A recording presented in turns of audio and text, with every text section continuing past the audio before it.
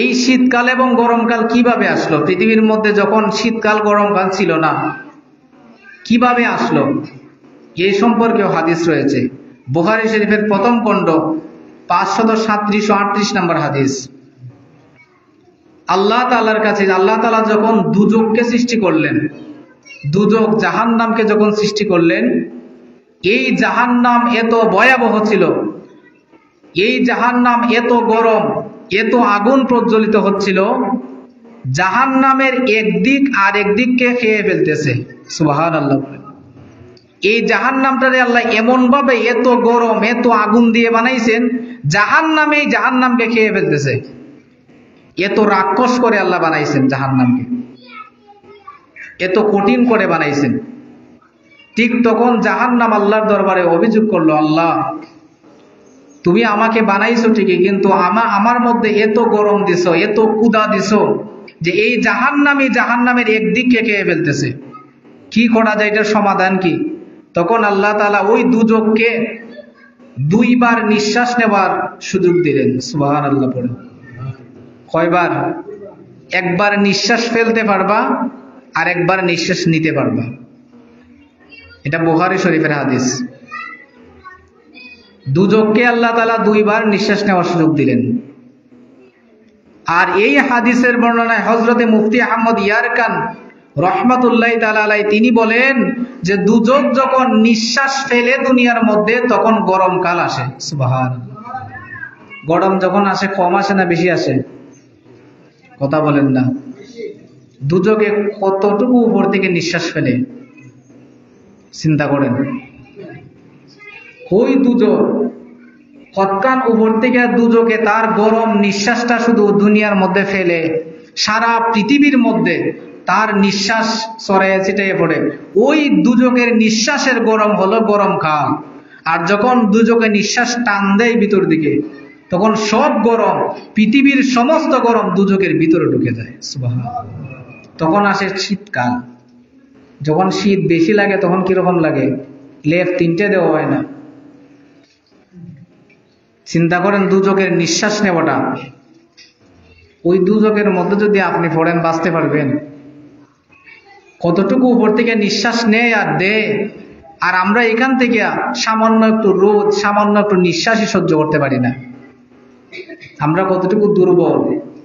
যদি ওই জাহান্নামের ভিতরে আপনি যান, দুজকের ভিতরে যান, চিন্তা করেন আপনার অবস্থা কি হবে। আল্লাহ পাক আমাদেরকে 6টা নিয়ামত দান করেছেন। সে 6টা নিয়ামত হলো 6টা ঋতু। বলি সুবহানাল্লাহ। এই 6টা ঋতু গ্রীষ্ম, বর্ষা, শরৎ, হেমন্ত, শীত এবং বসন্ত। এই 6টা ঋতু আল্লাহ তাআলা একেবারে আন্তাজিও বানান নাই। আল্লাহ যা কিছু সৃষ্টি করছেন দুনিয়ার মধ্যে সব কিছুই আমাদের উপকারের জন্য। আল্লাহ পাক 18,000 মাখলুকাত সৃষ্টি করছেন। এর মধ্যে আল্লাহ বলেন, ওয়ামা খালাকতুল জিন্না ওয়াল ইনসা ইল্লা লিয়াবুদুন। এই 18,000 মাখলুকাতের মধ্যে মাত্র 2টা জাত বানাইছি আমার ইবাদতের জন্য, আর বাকি 17,998 রকম জাতি বানাইছি তোমাদের ইবাদতের জন্য। সুবহানাল্লাহ।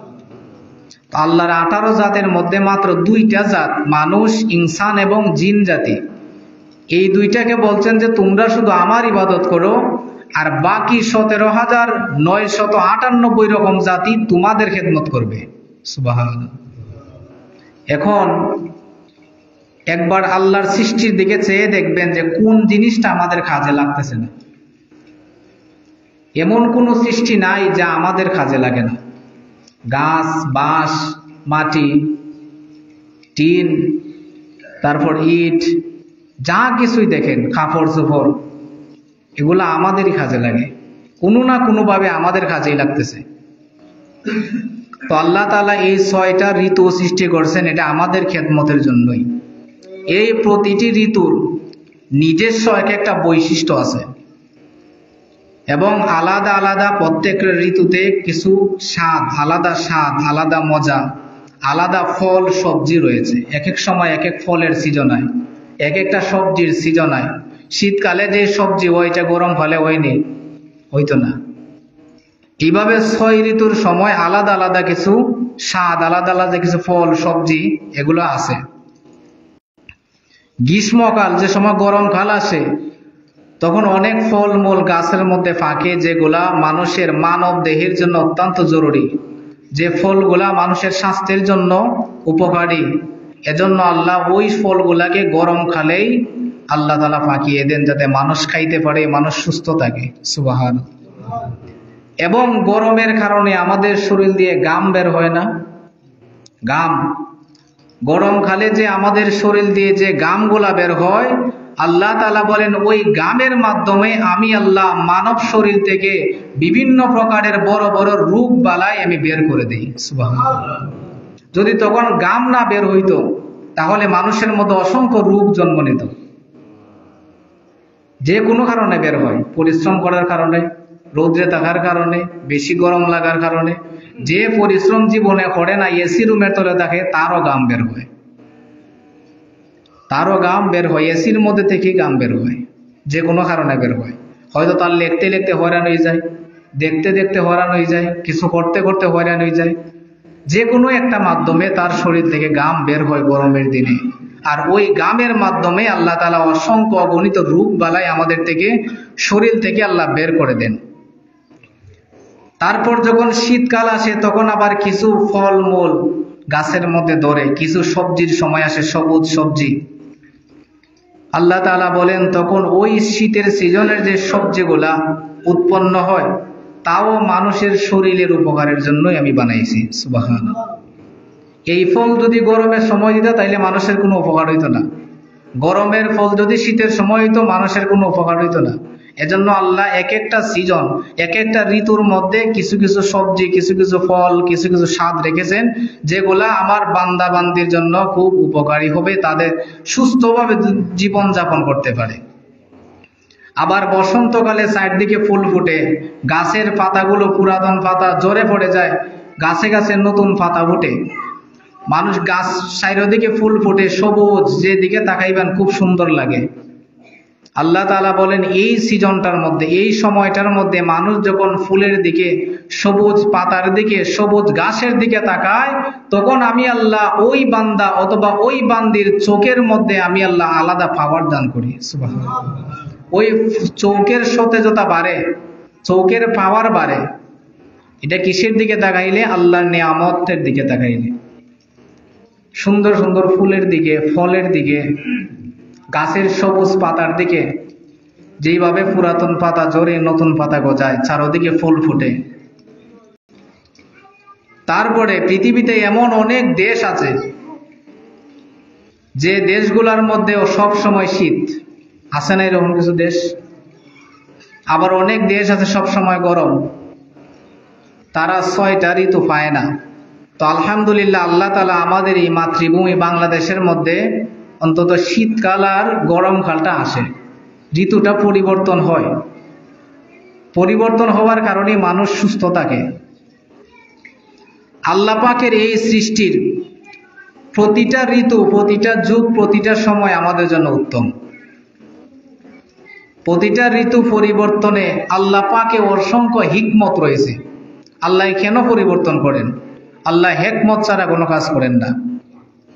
কিন্তু আমরা হইলাম দুর্বল, আমরা অজ্ঞ, আমরা মূর্খ, এজন্য আমরা ঘাবড়ে যাই।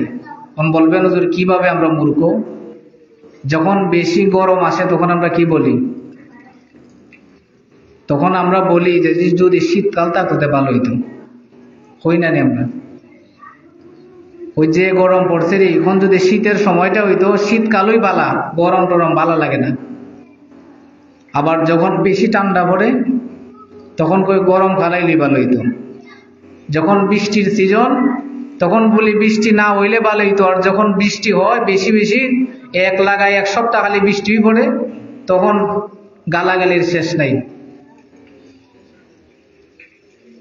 এই বিষয়ে কোরআন হাদিসের মধ্যে কঠোর নিষেধাজ্ঞা দেওয়া হয়েছে যে তোমরা কোনো কাল, কোনো সময়, কোনো জামানাকে খারাপ বলতে পারবা না, কোনো কালরে যদি খারাপ বলা হয় মূলত আল্লাহকে গালি দেওয়া হয়, পড়েন না নাউজুবিল্লাহ।